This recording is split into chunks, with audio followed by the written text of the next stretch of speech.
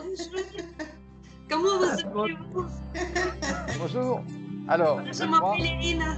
en bas à droite, Irina. Ça veut dire au-dessus, Pascal et Jean-Louis. Non, Non, Marc. Marc. Ah, Marc. Marc tout court ou Non, Jean-Marc? Jean-Marc. Jean-Marc, d'accord, très bien. Bon, eh ben voilà. Les présentations sont faites.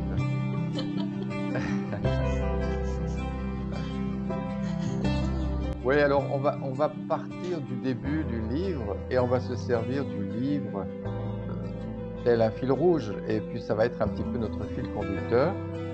Et on va partir du tout début, et ça va nous ramener quelques années en arrière. Je m'adresse plutôt à Jean-Marc. Évidemment, il y a quelques années de ça, bien, on était des jeunes hommes un petit peu perdus. Si aujourd'hui nous pouvons penser, émettre des idées, éprouver des sentiments, exprimer des points de vue, c'est grâce aux expériences sensorielles que nous avons faites lorsque nous étions petits enfants. Un bébé est habité à sa naissance par une lumière que nous appelons la conscience.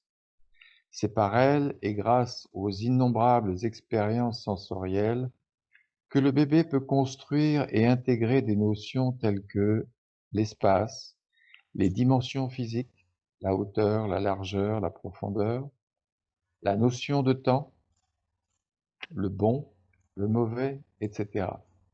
Oui, toutes ces notions qu'on a là maintenant, on les a expérimentées et assimilées dans notre petite enfance. C'est quelque chose qui remonte à loin.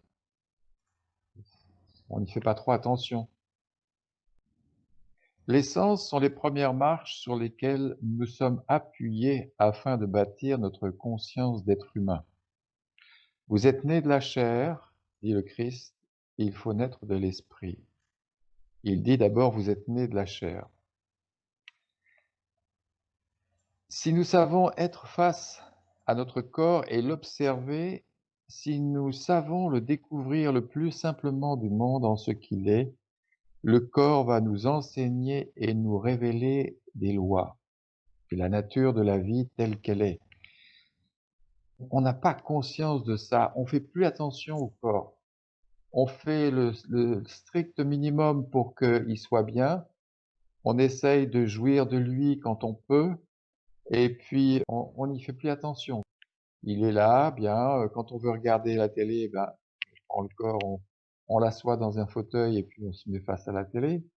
Quand on veut aller faire des courses, bien, on a juste l'intention à avoir le corps, finalement, bah, il fait tout ce qu'il faut pour prendre les sacs, le portefeuille, enfin tout ça.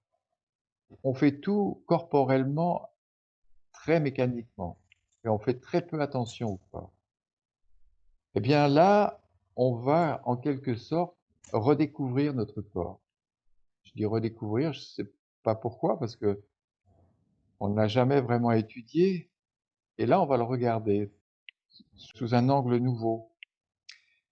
Si nous savons être face à notre corps et l'observer, si nous savons le découvrir le plus simplement du monde en ce qu'il est, le corps va nous enseigner et nous révéler des lois.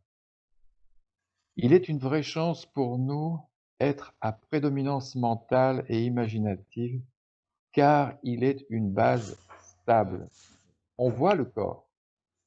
C'est une forme dense. C'est une forme qu'on dit tangible. Voilà. On peut toucher un corps. On peut toucher une table.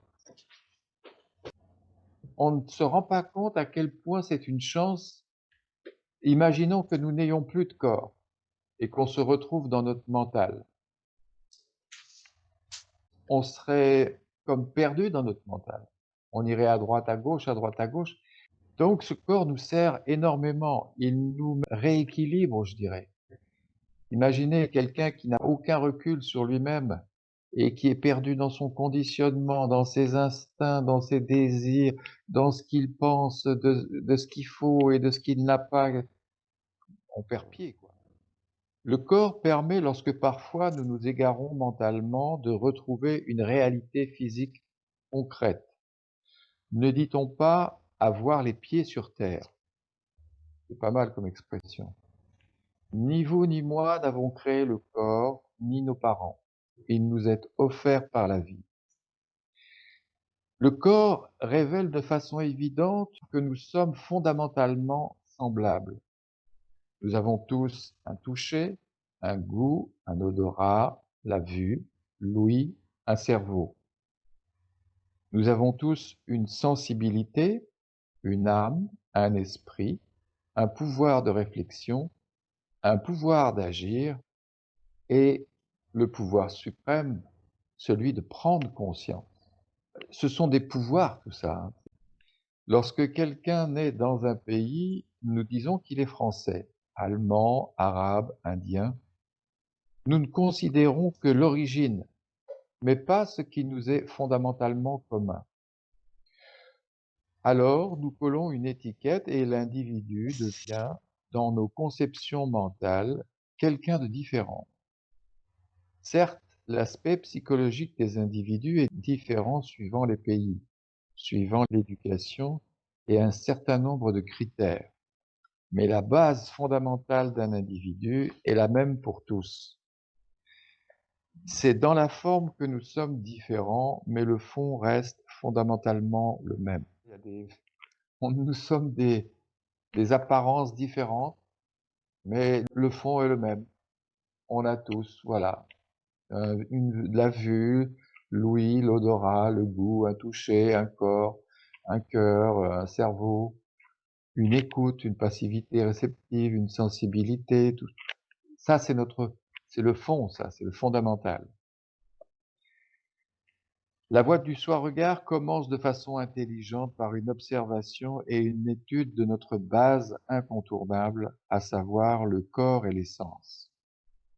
C'est par une avancée résultant de perception et de regard que nous allons pénétrer en esprit un peu plus à l'intérieur de notre individualité et aborder ensuite le plan mental, émotionnel, intellectuel, puis spirituel.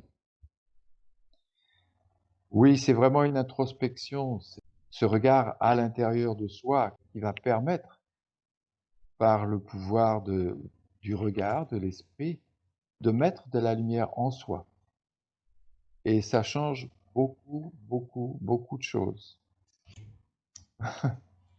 N'imaginez pas à quel point. Les écrits qui suivent sont des indications extérieures et servent d'aide à celles et ceux qui aspirent à entamer un chemin spirituel. La vue claire de la nature de la vie en nous s'accomplit par un acte vivant, celui d'observer, de méditer afin de prendre conscience. Les livres sont une aide extérieure évidente et nécessaire bien sûr, mais ils ne sont pas l'acte que nous réalisons par nous-mêmes lorsque nous nous observons.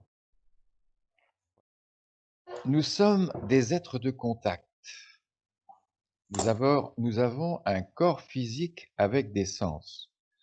Nous touchons une table avec notre main et quelque chose jaillit en nous, un état vivant vécu se manifeste dans le champ de notre conscience. Nous ne vivons pas l'objet à l'extérieur, nous vivons ce que nous éprouvons dans le champ de la conscience. Pour cela, il faut provoquer un contact. Sans aucun contact, aucune sensation, aucune intensité sensorielle n'est vécue.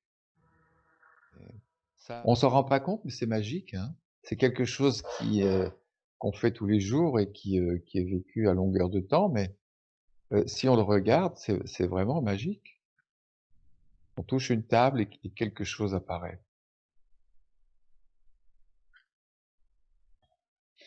Lorsque nous mangeons, nous portons la nourriture à notre bouche et provoquons un contact. Lorsque nous sentons un parfum, là encore, un contact se produit au niveau de l'odorat, entre les flux extérieurs et le sens olfactif. Idem pour l'ouïe et la vue. Ce sont des phénomènes physiques extérieurs qui viennent contacter nos sens, en l'occurrence le son et la lumière physique. Voilà ce qu'un premier soi-regard nous révèle sur nous-mêmes. Nous sommes des êtres de contact. Nous vivons des excitations sensorielles à longueur de temps et celles-ci peuvent paraître banales, n'est-ce pas? Mais les avons-nous étudiées un peu par nous-mêmes et les avons-nous regardées en conscience? Un fait incontournable est là. Nous sommes des êtres de contact et c'est grâce à notre relation avec les éléments extérieurs, solides, liquides, gaz, son, lumière, que les contacts se produisent. C'est lors de ces contacts que nous éprouvons et vivons en nous des états d'être. Nous les appelons les sensations. Avant que le contact ne se produise au niveau de notre main, nous la ressentons. Nous la vivons bien sûr, comme nous ressentons la vie du corps. Mais si aucun contact n'est provoqué, le sens paraît comme vide et sans intensité particulière. Vous voyez, voilà, la main n'a pas de contact et elle paraît comme vide. Et je touche un objet, quelque chose vient contacter la main, voilà, hop, et là, quelque chose jaillit. Et si on observe les sens, tous les sens sont constitués de la même façon. Un vide, une passivité réceptive et quelque chose vient contacter. Et c'est dans ce contact que la vie jaillit. Pareil pour l'œil. L'œil, c'est une nuit, c'est un globe obscur et quand on ouvre les yeux, voilà, il est contacté par l'énergie lumineuse et la vie jaillit dans le champ de la conscience. Voilà, ça, il faut vraiment que ça soit bien, bien clair. Ce simple fait-là nous permet de voir avec évidence que, les choses sont vécues à l'intérieur de nous. Et comment elles sont vécues? Par des contacts physiques. Donc il y a quelque chose oui? Juste quelques minutes, j'ai téléphoné ma mère, on a parlé et je téléphonais avec les caméras. Ouais. Et je posais cette question là. Je dis que ma mère, tu me vois où? Elle dit que où? Bah, tu me vois où? Elle m'a dit que bah, ici, dans le téléphone, dans l'écran de téléphone, dans l'écran de téléphone. Je dis que non, tu me vois dans l'intérieur de toi. Elle dit que ah bon? Et ça aussi, on a parlé de comment que tout le monde ils sont différents parce que il a jugé un peu les petites filles et je dis que tout le monde se sont différentes et on voit tout à l'intérieur de soi, de Oula. soi-même. Mmh.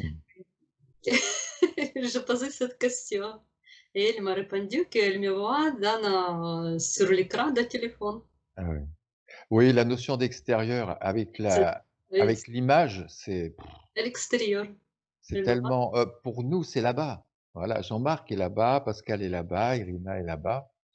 Mais en fait, bien, il y a une notion d'extérieur, il y a une notion de distance, ci et là. Mais ce que je vois, c'est à l'intérieur. À l'intérieur. Et je sais pas si c'est pas même, Krishnamurti qui disait: «Le monde est en vous». Voilà, le monde est en vous. Lorsqu'un contact se produit au niveau d'un sens, alors quelque chose jaillit dans le corps et ce quelque chose, c'est l'excitation électrique nerveuse. Alors maintenant, on regarde le corps. Que se passe-t-il dans ce corps lorsqu'il y a un contact? Eh bien, on en a déjà parlé la dernière fois, il y a un courant électrique. Dans l'œil, il y a un courant électrique, il y a un nerf optique, pareil pour l'ouïe, pareil pour le toucher, tout ça. On est une véritable centrale électrique et il y a des courants électriques qui circulent de tous les côtés, parce qu'on est contacté de tous les côtés.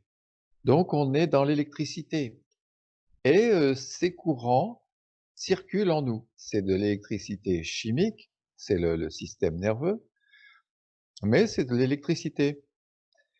et ce qui va faire qu'à un moment donné, on va être attiré plus par une chose ou par une autre, corporellement, eh bien, c'est l'intensité du courant électrique. Si maintenant, j'ai mal quelque part, hop, ça va attirer l'esprit, mon attention.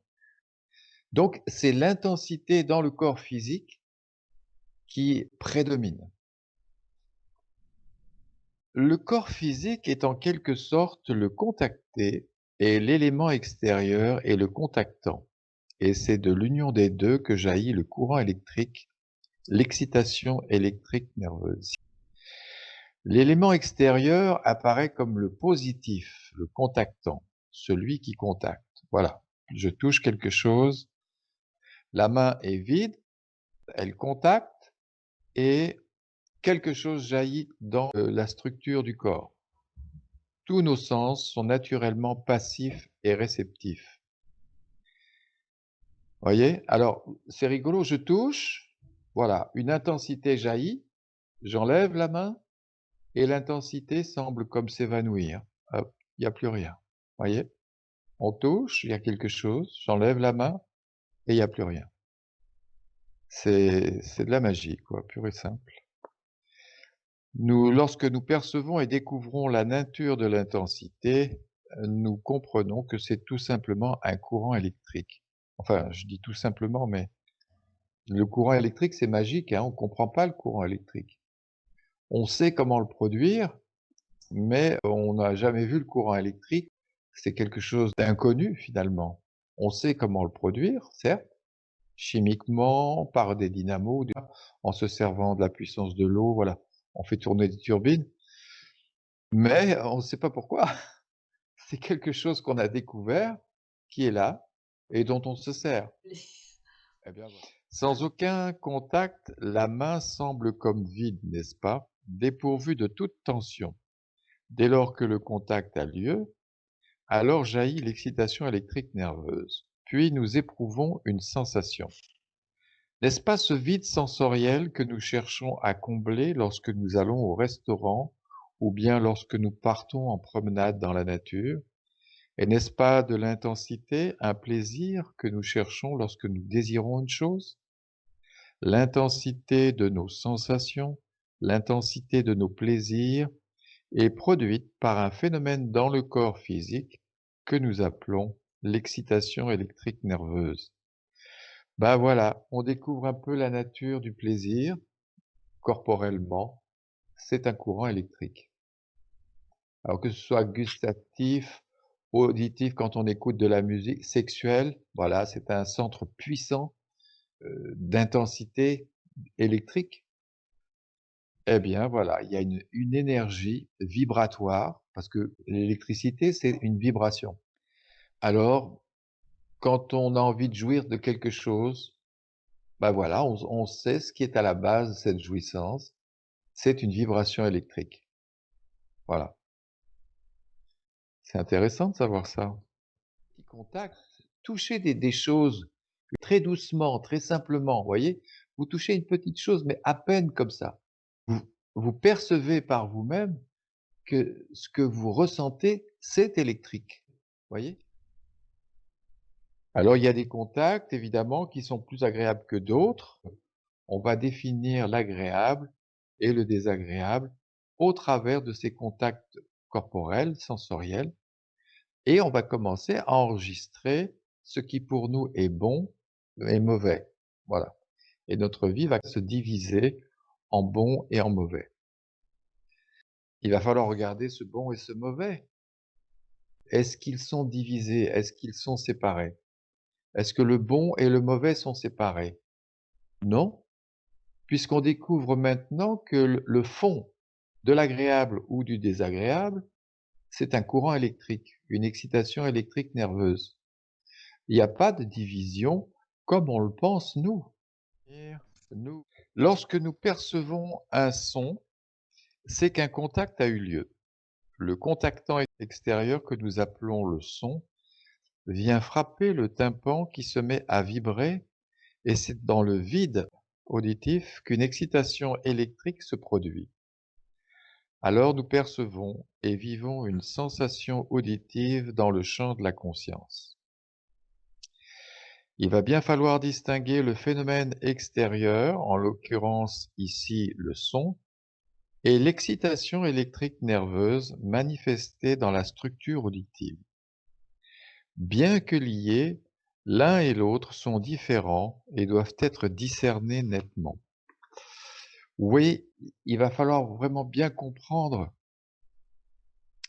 l'objet de contact et le corps physique.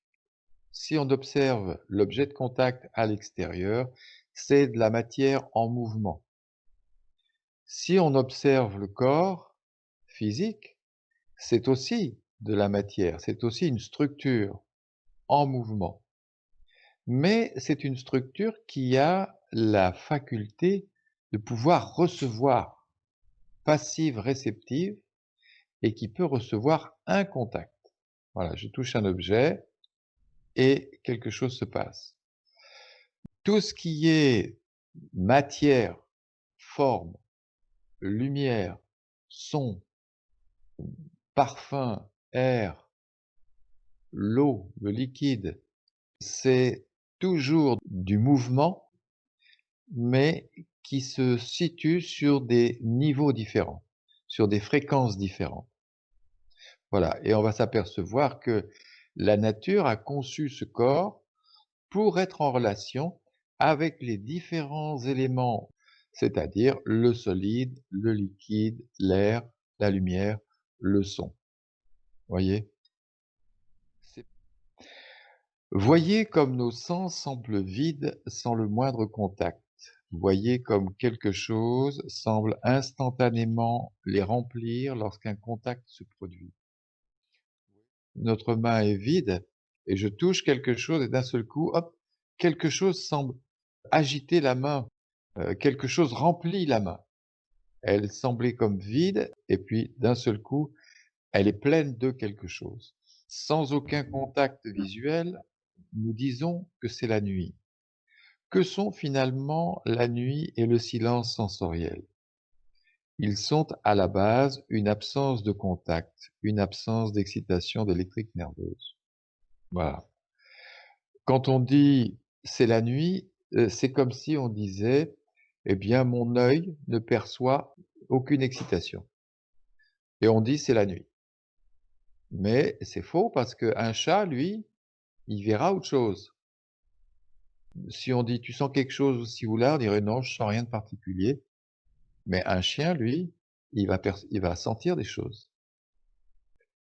Tout ça, c'est très relatif aux sens et les sens, finalement, comme on le disait la dernière fois, ils voient pas grand-chose, ils ne perçoivent pas grand-chose et c'est très petit en termes de perception sensorielle. On voit pas très loin, on n'entend pas loin non plus. Le toucher, il est très limité lui aussi. Dès qu'on a besoin de voir quelque chose, il nous faut des jumelles ou il nous faut une longue vue ou il faut un télescope.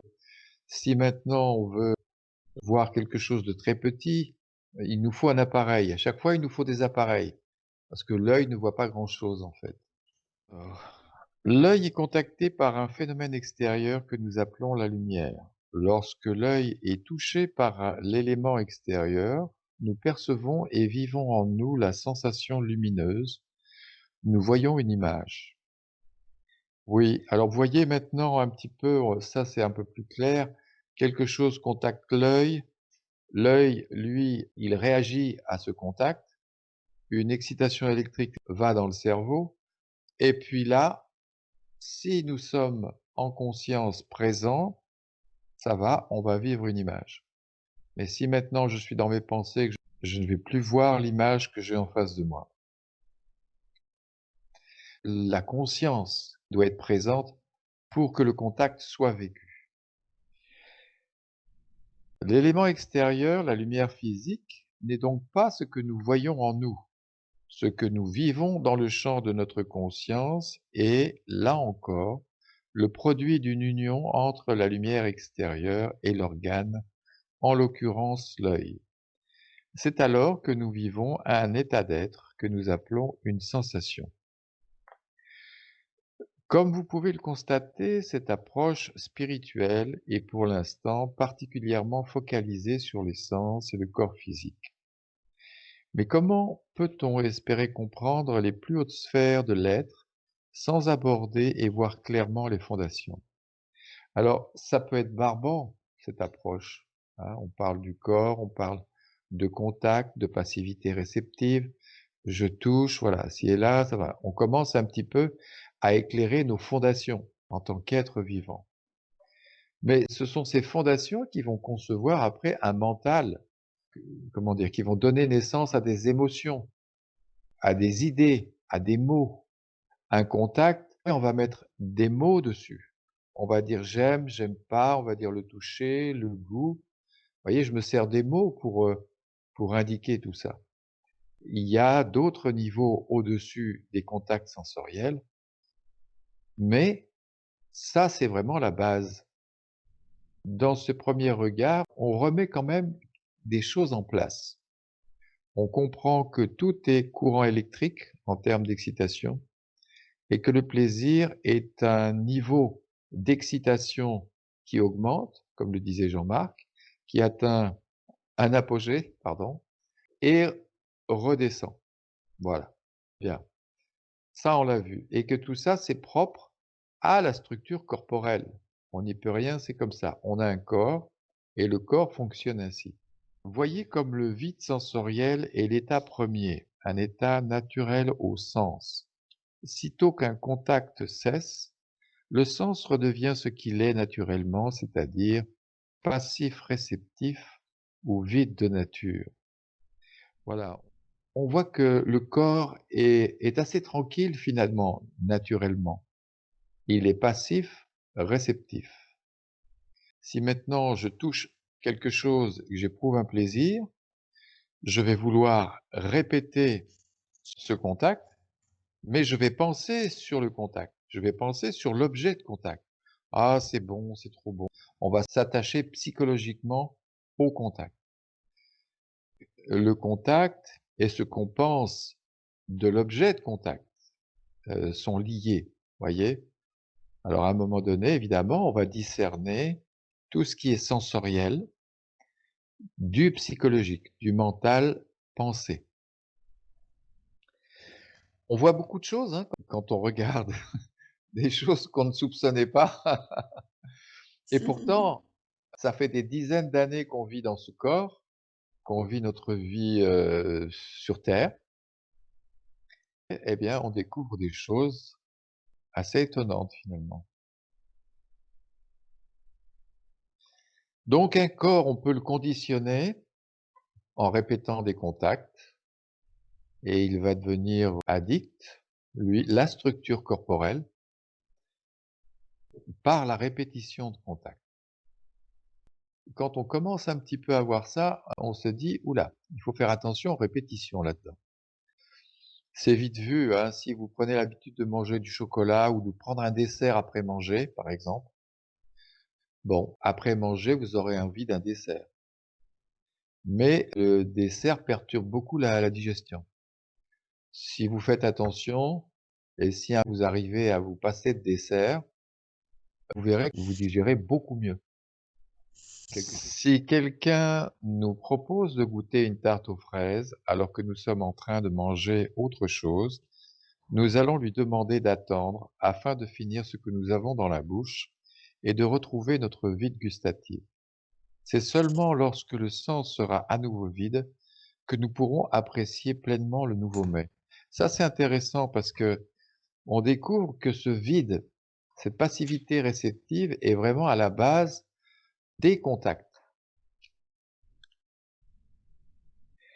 Si nous voulons écouter de la musique que nous apprécions particulièrement, mais que quelqu'un se présente pour nous parler de choses et d'autres, nous ne pourrons être à l'écoute et apprécier pleinement la musique.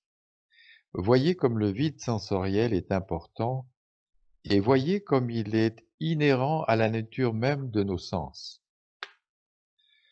Notre corps a été créé par la vie, par la nature, et nous voyons de manière évidente que chacun de nos sens a été spécifiquement conçu pour être en relation avec les éléments extérieurs ceux de la nature. Nos sens sont finalement des capteurs, des récepteurs spécifiquement conçus par la nature pour être en relation avec les éléments extérieurs. Les observations scientifiques nous aident à comprendre la nature des éléments extérieurs. Que sont les éléments de la nature, le solide, l'eau? Ils sont de l'énergie vibratoire, des atomes en mouvement, vibrant sur des fréquences différentes. C'est ça qui est rigolo, c'est que le vase du salon, par exemple, il a sa densité. Si on regarde les molécules du vase, les atomes du vase, ça bouge. Mais il est sur sa fréquence à lui, qui est une fréquence assez basse finalement, la fréquence des solides. Les nuages dans le ciel, c'est toujours des atomes, c'est toujours de la matière, mais ils vibrent sur une autre fréquence. La musique que vous écoutez, la lumière du soleil ou bien notre corps physique, tout cela, c'est de l'énergie en mouvement. Ce qui est rigolo, c'est que si cette énergie s'arrêtait de vibrer, c'est ce que disait un scientifique, ça m'avait interpellé, tout disparaîtrait. La forme des objets et la forme de ce que nous percevons de l'extérieur, c'est le mouvement. Cependant, on note pour schématiser et simplifier que les éléments de la nature, solides, liquides, air, son, ont chacun une structure métabolique particulière et que chacun d'entre eux entre dans le cadre d'une gamme. Si l'on observe chacune des gammes, on note qu'il y a une forme de hiérarchie qui va du plus grossier au plus subtil. Par exemple, nous observons une différence entre la structure d'une simple pierre et celle d'un diamant. Vous voyez, ce qui est rigolo, c'est que dans une même catégorie de solides, il y a une hiérarchie. Si on observe une pierre, elle vibre sur une fréquence qui est la sienne. Et si on observe un diamant, par exemple, sa vibration est plus subtile. Donc, dans une même gamme, on voit des différences de fréquences vibratoires et ces différences font qu'un élément extérieur va être plus ou moins, on va dire, subtil. Ça va? Ça vous amène pas à quelques réflexions ici ou là? Vous êtes tellement à l'écoute là qu'il y a rien qui vient finalement. C'est tout concret. C'est concret, c'est assez clair finalement. Comment dire? Les scientifiques constatent cela de manière évidente lorsqu'ils observent les petites choses comme les grandes choses, telles les galaxies. Elles sont en expansion constante. Ce qui se passe quand on éprouve un plaisir, c'est que le corps va éprouver l'harmonie du contact et il va y avoir une dilatation.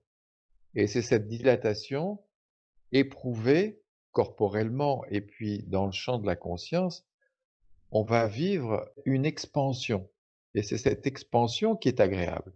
Si maintenant je me pince et ça va être très centralisé au niveau du contact et il y a comme un resserrement. La sensibilité se resserre, elle en veut pas. Et lorsque par contre elle vit un plaisir, il y a quelque chose qui s'ouvre, qui s'ouvre, qui s'ouvre, qui s'ouvre.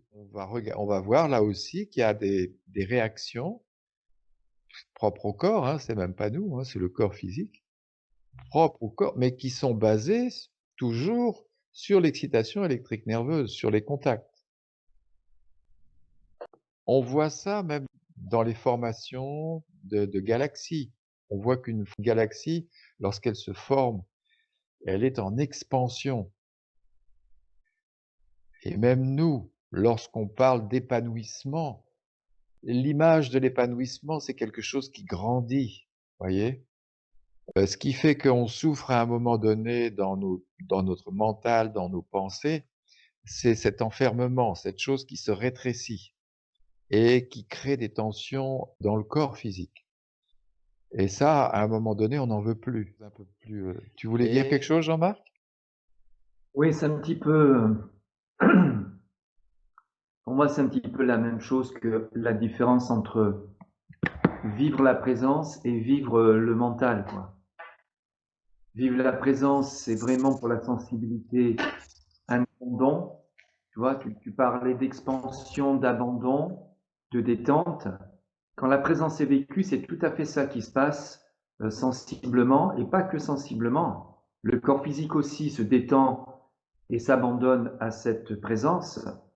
Et par contre, quand c'est le mental, ça crée une tension. Des fois, parfois le matin, quand je me réveille, donc après une nuit qui est à peu près correcte, le corps physique est quand même détendu, tu vois, il est quand même détendu, mais si c'est le mental qui prend le dessus, même un tout petit peu, tu vois, un tout petit peu, je me rends compte que tout petit à petit, cette vibration mentale, même si elle est légère, tu vois, elle va créer une tension dans le corps. Et du coup, je me lève, je me vois me lever et je me demande, mais pourquoi tu te lèves? Tu as du temps, j'ai pas à me lever, quoi. J'ai pas à travailler, j'ai rien, quoi. J'ai pas des horaires, tu vois. Et je me suis rendu compte que c'était cette petite vibration mentale qui est une tension elle-même, qui crée une tension dans le corps. Et donc, du coup, ben, le corps se réveille complètement, quoi, tu vois. Et cette tension me pousse, ou pousse le corps à l'action, à agir, à se lever. Alors que quand il y a la présence, je me retrouve dans le même lit un matin et c'est la présence qui est là, c'est pas du tout la même chose. Il n'y a pas de tension du tout.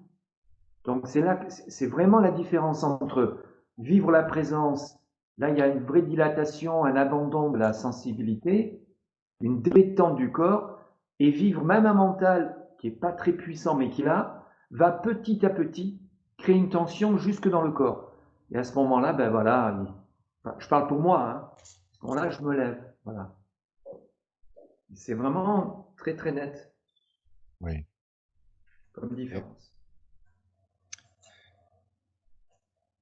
entrer en contact et être en union avec leurs éléments complémentaires, telle est la raison d'être de nos sens. Ça, la raison d'être du corps, c'est de vivre ces contacts. On peut se dire, mais qu'est-ce qu'il fout là, ce corps? Ben, ce corps, il est fait pour ça. C'est sa raison d'être. Sa raison d'être, c'est de nous apporter des informations sur ce qui se passe autour de nous. Je dirais, on est locataire de ce corps, hein, il ne nous appartient pas. C'est la Terre qui nous permet de vivre une incarnation sur son sol. Elle nous permet de vivre cette expérience corporelle. C'est l'expérience de la matière, c'est l'expérience de la densité.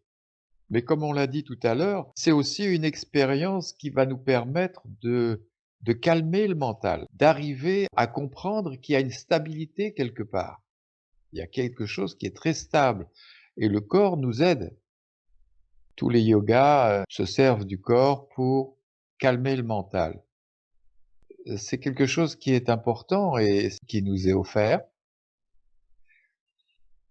Et c'est dommage de passer à côté de cette expérience et de rien comprendre à tout ça. Alors, ce qu'on voit dans la société nous pousse aux excitations, aux surexcitations, à l'agitation mentale, nous pousse toujours à être en attente de l'extérieur, à penser à l'extérieur, il me faut ça pour être heureux, il faut produire, il faut être dans un mouvement de production, produire, mais c'est pas vrai ça. On n'a pas besoin de produire. On a besoin de produire ce qu'il nous faut pour vivre, mais pas de la surproduction comme l'être humain le vit en ce moment. C'est trop, c'est beaucoup trop. Les sens sont dans l'attente d'une union avec leurs complémentaires. Ils trépignent d'impatience parfois lorsque l'heure de l'union approche. Voyez comme le chien saute de joie lorsque le maître prend la laisse et qu'il s'apprête à ouvrir la porte, car son corps est en attente de mouvement.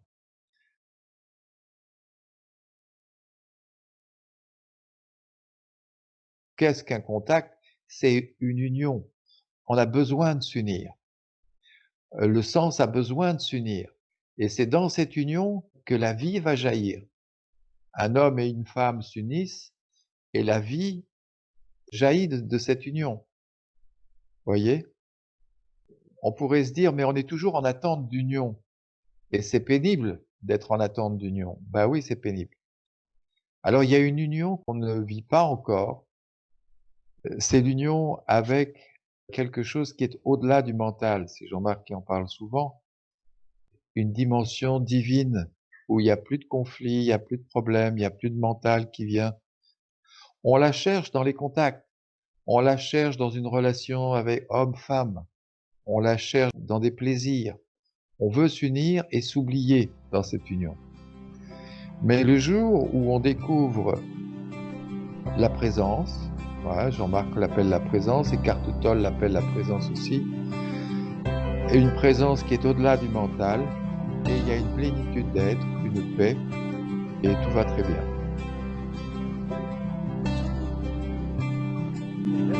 Ça va? On voit Irina, un petit peu fatiguée, Pascal, ça va, tu tiens le coup? Si. Bon, ben on a fait un grand pas aujourd'hui, hein.